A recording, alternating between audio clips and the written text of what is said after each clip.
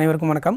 நம்ம இன்னைக்கு 2010ஆம் ஆண்டு ஜேஇ மெயின் தேர்வில் கேட்ட ஒரு கொஸ்டின் தான் டிஸ்கஸ் பண்ண போகிறோம். இந்த கொஸ்டின் வந்து பார்த்திங்க அப்படின்னாக்கா அணிகள் மற்றும் அணிக்கோவைகளின் பயன்பாடுகள் அப்படின்ற சாப்டர்லேருந்து நேர்மாறு அணிகளின் பண்புகள் அப்படின்ற கான்செப்டை பயன்படுத்தி தான் கேட்டிருக்கிறாங்க. கொஸ்டின் நமக்கு இங்கே என்ன கொடுத்துருக்காங்க அப்படின்னாக்கா கே என்பது ஒரு மிகை மெய்யெண் மற்றும் capital A equal to 2k - 1 2 × root k 2 × root k 2 × root k 1 - 2k -2 × root k 2k - 1 மற்றும் capital B equal to 0 2 into root k minus 1 root k 1 minus 2 into root k 0 2 into root k minus root k minus 2 into root k 0 என்க. determinant of adjoint of A plus determinant of adjoint of B equal to 10⁻6 எனில் greatest integer function of k மதிப்பு என்னன்னு கேட்டிருக்கிறாங்க. சரியா? இந்த கொஸ்டினை நம்ம solve பண்ணணும் அப்படின்னாக்கா நமக்கு என்னென்னலாம் தெரிஞ்சிருக்கணும் அப்படின்னா அணிக்கோவையின் பண்புகள் அப்படின்னா என்னன்றது தெரிஞ்சிருக்கணும், நேர்மாறு அணிகளின் பண்புகள் அப்படின்னா என்னன்றது தெரிஞ்சிருக்கணும், அது மட்டும் இல்லாமல் கிரேட்டஸ்ட் இன்டிஜர் ஃபங்க்ஷன் அப்படின்னா என்னன்றது தெரிஞ்சிருக்கணும். ஸோ இதெல்லாம் தெரிஞ்சுது அப்படின்னாக்கா இந்த கொஸ்டினை நம்ம ஈஸியாக சால்வ் பண்ணலாம். அதை எப்படி சால்வ் பண்ணலாம் அப்படின்றத பார்க்கலாம் வாங்க. ரைட், இப்போ இந்த கொஸ்டினை நம்ம சால்வ் பண்ணுறதுக்கு முன்னாடி கொஸ்டினை நம்ம டீட்டெயிலாக பார்த்துடலாம். ஃபஸ்ட்டு நமக்கு கொஸ்டினில் என்ன சொல்லியிருக்கிறாங்க அப்படின்னாக்கா கே என்பது ஒரு மிகை மெய்யெண் அப்படின்னு நமக்கு சொல்லியிருக்கிறாங்க. அப்போ மிகை மெய்யெண் அப்படின்னா என்னன்னு பார்க்குறதுக்கு முன்னாடி மெய்யெண்ணா என்னன்னு தெரிஞ்சிருக்கணும். மெய்யெண் அப்படின்றது அந்த ரியல் நம்பர்னு சொல்லக்கூடிய கேபிட்டல் ஆர் அப்படின்றது தான் நாம் மெய்யெண்ணுன்னு சொல்லுவோம். இந்த ஆறுன்ற இந்த கணத்தில் எந்தெந்த மாதிரியான எண்கள்லாம் இருக்கும் அப்படின்னாக்கா அதில் set of rational numbers, set of irrational numbers, அதாவது விகிதமுறு எண்களின் கணமும் விகிதமுறா எண்களினுடைய கணமும் உள்ளடக்கிய ஒரு கணம் தான் கேபிட்டல் ஆர் அப்படின்ற மெய்யெண்களின் கணம். சரியா? அப்போ விகிதமுறு எண்களின் கணம் அப்படின்னாக்கா ஒரு எண்ணை நம்மளால் P/Q ஃபார்மேட்டில் எழுதக்கூடியதாக இருக்கணும். இங்கே Qன்றது நாட் ஈக்குவல் டு 0வாக இருக்கணும். இங்கே PQலாம் இன்டீஜர். ரைட்டா? அந்த மாதிரி ஒரு எண்ணை இந்த மாதிரி பின்ன வடிவத்தில் எழுத முடிஞ்சுது அப்படின்னாக்கா அதை நாம் விகிதமுறு எண்கள்னு சொல்லுவோம். அந்த மாதிரி எழுத முடியாத எண்களான இந்த √2 அடுத்தது இந்த √3 E π இந்த மாதிரியான எண்கள் இருக்குது இல்லையா, இது எல்லாத்தையும் நாம் விகிதமுறா எண்கள் அப்படின்னு சொல்லுவோம். அப்போ இந்த விகிதமுறா எண்களையும் இந்த மாதிரி எழுதக்கூடிய பின்ன எண்கள் அதாவது விகிதமுறு எண்கள் இருக்கு இல்லையா, அந்த விகிதமுறு எண்களையும் உள்ளடக்கிய ஒரு கணம் தான் இந்த கேபிட்டல் ஆர் அப்படின்ற மெய்யெண்களின் கணம். ரைட்டா? அதில் நமக்கு என்ன சொல்லியிருக்கிறாங்க, மிகை மெய்யெண்னு சொல்லியிருக்கிறாங்க. மிகை மெய்யெண் அப்படின்னாக்கா கண்டிப்பாக நமக்கு என்னவாக தான் இருக்கும் அப்படின்னாக்கா பாசிட்டிவ் மட்டும்தான் வரும், நமக்கு நெகட்டிவ் வராது அப்படின்னு அர்த்தம். இந்த செட் ஆஃப் ரியல் நம்பர்ஸில் இருக்கக்கூடிய பாசிட்டிவ் அண்ட் நெகட்டிவ் நம்பர்ஸ் இருக்குது இல்லையா, அதில் நமக்கு பாசிட்டிவ் நம்பர்ஸ் மட்டும்தான் வரும், நெகட்டிவ் நம்பர்ஸ் வராது.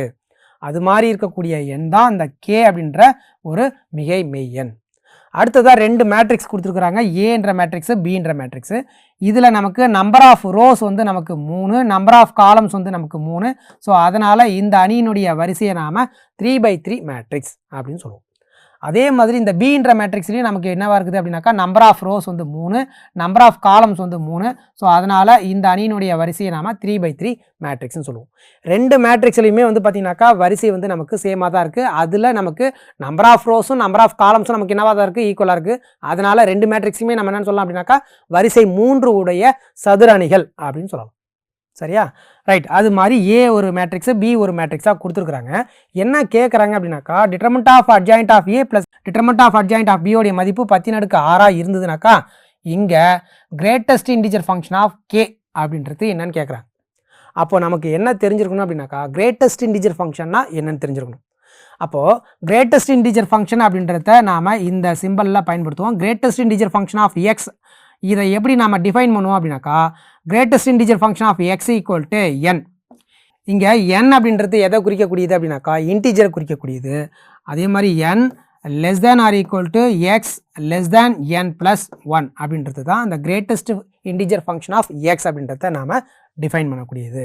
இப்போ உதாரணத்துக்கு நான் என்ன பண்ணுறேன் அப்படின்னாக்கா இந்த கிரேட்டஸ்ட் இன்டிஜர் ஃபங்க்ஷன் ஆஃப் 5.1 அப்படின்னாக்கா இதனுடைய மதிப்பு நமக்கு என்ன வரும் அப்படின்னாக்கா இந்த 5.1 அப்படின்றது எதை விட நமக்கு குறைவாக இருக்கணும் அப்படின்னாக்கா 6ஐ விட குறைவாக இருக்கணும்.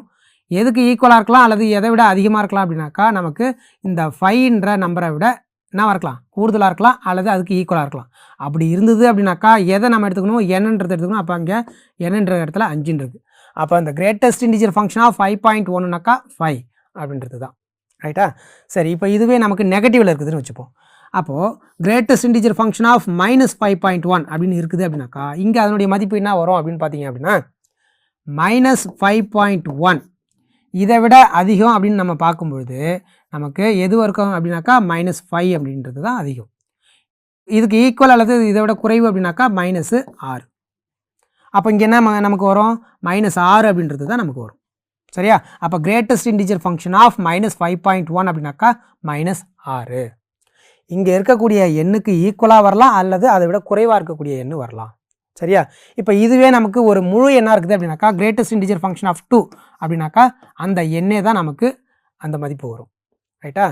நமக்கு இந்த மாதிரி நமக்கு பாயிண்டில் வரும்பொழுது அந்த கிரேட்டஸ்ட் இன்டிஜர் ஃபங்க்ஷன்ன்றது எது வரும் அப்படின்னாக்கா அந்த எண்ணை விட குறைவாக இருக்கக்கூடியது அல்லது அதுக்கு ஈக்குவலாக இருக்கக்கூடியது வரும். சரியா?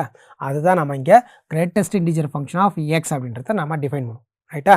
ஸோ இந்த பேசிக் டீட்டெயிலாம் வச்சுக்கிட்டு இப்போ அடிஷ்னலாக இது கூட சில பண்புகளை நாம் பயன்படுத்துவோம் இந்த ப்ராப்ளத்தில். அந்த பண்புகள் என்னென்ன அப்படின்னாக்கா இந்த நேர்மாறு அணிகளின் பண்புகளான determinant of KA = K⁴n into determinant of A, A inverse = 1 divided by determinant of A into adjoint of A, determinant of adjoint of A = determinant of A whole power n minus 1 அப்படின்ற இந்த பண்புகளையும் சேர்த்து தான் நாம் இந்த ப்ராப்ளத்தில் நாம் பயன்படுத்த போகிறோம். ரைட்டா? ஸோ இதெல்லாம் பயன்படுத்தி இந்த ப்ராப்ளத்தை நாம் எப்படி சால்வ் பண்ணலாம் அப்படின்றத பார்க்கலாம் வாங்க. ரைட்டா? இங்கே நமக்கு ஏன்ற மேட்ரிக்ஸு பின்ற மேட்ரிக்ஸு 2 மேட்ரிக்ஸு கொடுத்துருக்குறாங்க. இதில் நான் என்ன பண்ணுறேன் அப்படின்னாக்கா ஃபஸ்ட்டு இந்த ஏன்ற மேட்ரிக்ஸை நான் எடுத்துக்கிறேன். இந்த ஏன்ற மேட்ரிக்ஸ் என்ன இருக்குது? உறுப்புகள் வந்து நமக்கு 2k - 1, 2 × √k, 2 × √k, அடுத்தது 2 × √k, 1 - 2k. Third ரோவில் -2 × √k, 2k - 1. இது ஏன்ற மேட்ரிக்ஸுக்கு நமக்கு கொடுத்துருக்கக்கூடியது. இங்கே நமக்கு இந்த ஏன்ற மேட்ரிக்ஸுக்கு டிட்டர்மெண்ட் நம்ம எடுக்க போகிறோம். ஏன் டிட்டர்மெண்ட் எடுக்க போகிறோம் அப்படின்னாக்கா நமக்கு இங்கே கொஷினில் பார்த்தீங்கன்னாக்கா டிட்டர்மெண்ட் ஆஃப் அட்ஜாயிண்ட் ஆஃப் ஏன்னு வந்துருக்கிறத நீங்கள் பார்க்கலாம். நமக்கு ஒரு பண்பு தெரியும், determinant of adjoint of A அப்படின்னாக்கா அந்த பண்பு என்னது? Determinant of A whole power n - 1 அப்படின்ற இந்த பண்பை நாம் இங்கே பயன்படுத்துவோம்.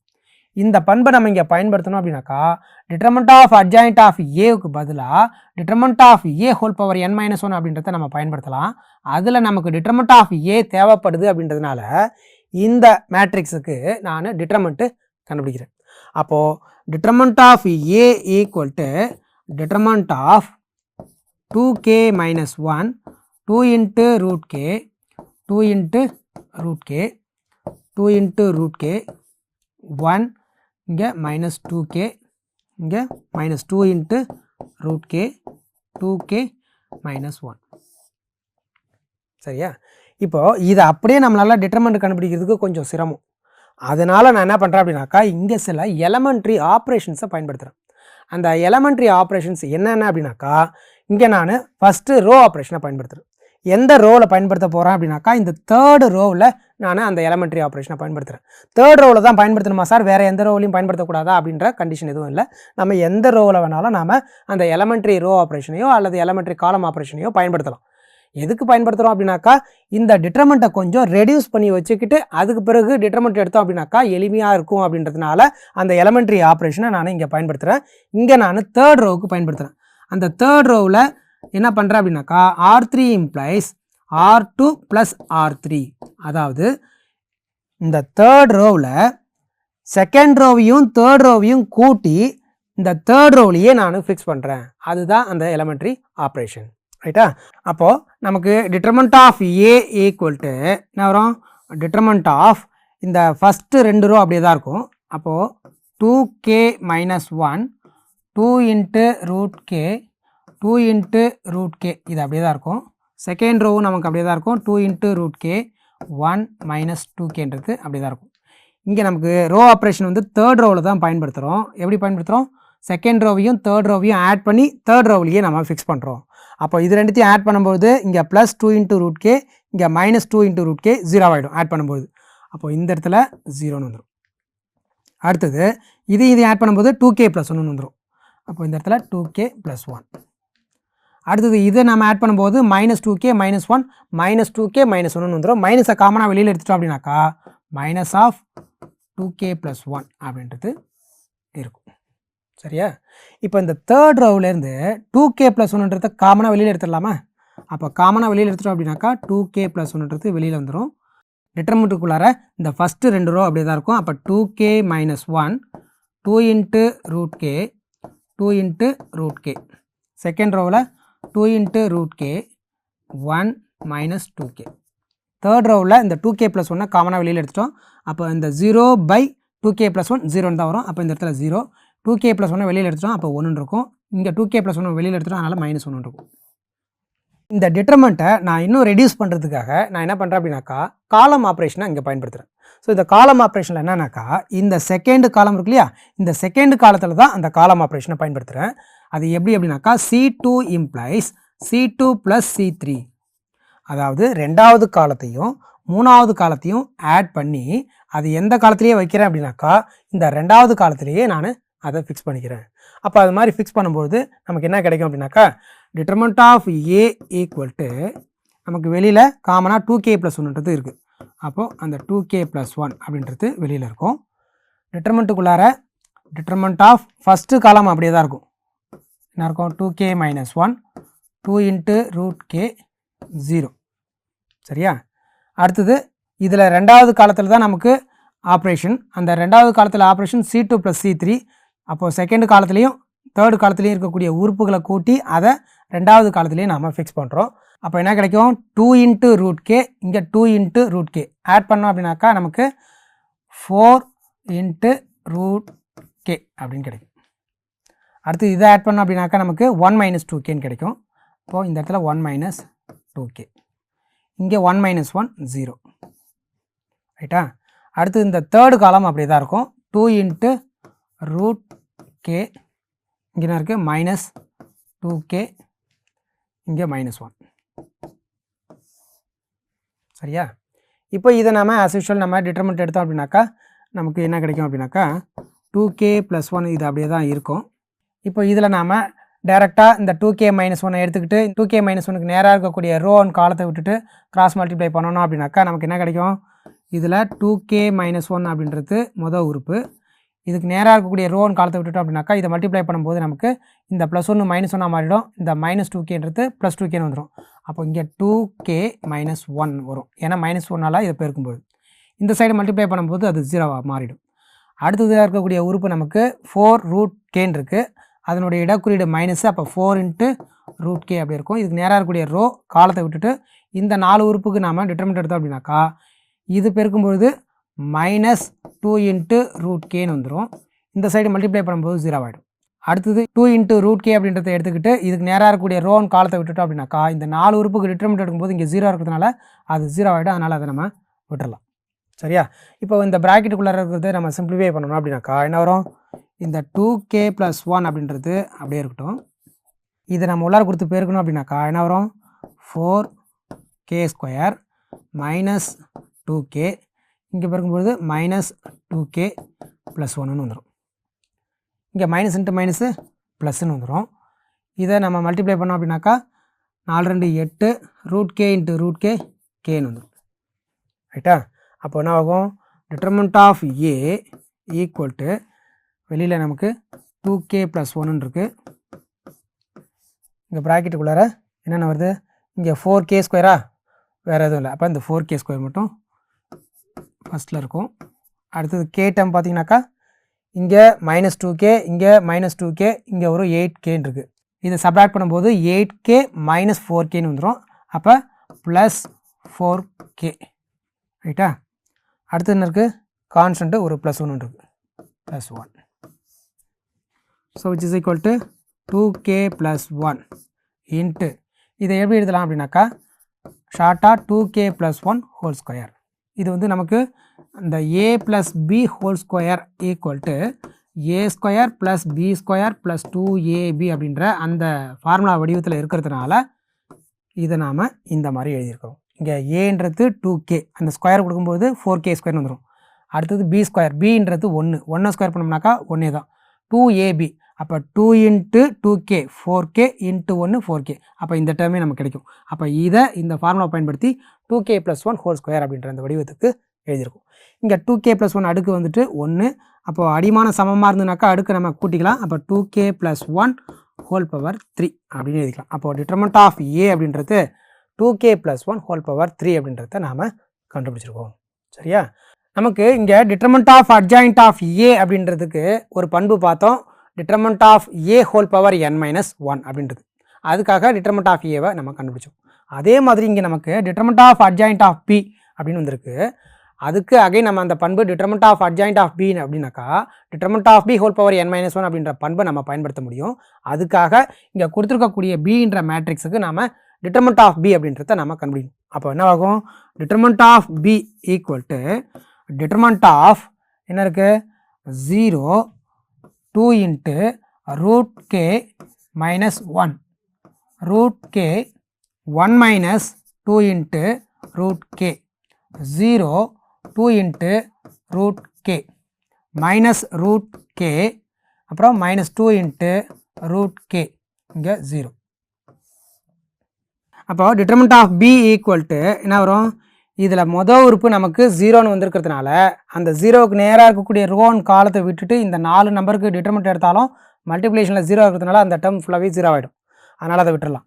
அடுத்ததாக இருக்கக்கூடிய உறுப்பு இந்த உறுப்பு எடுத்துட்டோம் அப்படின்னாக்கா அதனுடைய இடக்குறியீடு மைனஸு, அந்த மைனஸு அந்த நம்பர் வந்து 2 இன்ட்டு ரூட் கே மைனஸ் 1. அப்போது அந்த 2 இன்ட்டு ரூட் கே மைனஸ் 1க்கு நேராக இருக்கக்கூடிய ரோ இந்த காலத்தை விட்டுட்டு இந்த 4 நம்பருக்கு டிட்டர்மெண்ட் எடுத்தோம் அப்படின்னாக்கா இந்த சைடு மல்டிப்ளை பண்ணும்போது இது 0 ஆகிடும். இந்த சைடு மல்டிப்ளை பண்ணும்போது ஒரு மைனஸ் போடுவோம். இங்கே ஒரு மைனஸ் இருக்குது, மைனஸ் இன்ட்டு மைனஸ் ப்ளஸ்ஸு 2 அப்படியே இருக்கும். இந்த root K into root k கேன்னு வந்துடும். அடுத்ததாக இருக்கக்கூடிய உறுப்பு ரூட் கே அதனுடைய இடக்குறியீடு ப்ளஸ்ஸு, அதனால் அந்த ப்ளஸ்ஸு ரூட் கே. அப்போது இந்த ரூட் கேவுக்கு நேராக இருக்கக்கூடிய ரோ இந்த காலம் விட்டுட்டு இந்த 4 நம்பருக்கு டிட்டர்மெண்ட் எடுக்கும்போது இதை பெருக்குனீங்க அப்படின்னாக்கா minus 2 into root K into என்ன இருக்குது 1 மைனஸ் 2 இன்ட்டு ரூட் கேன்னு இருக்குது.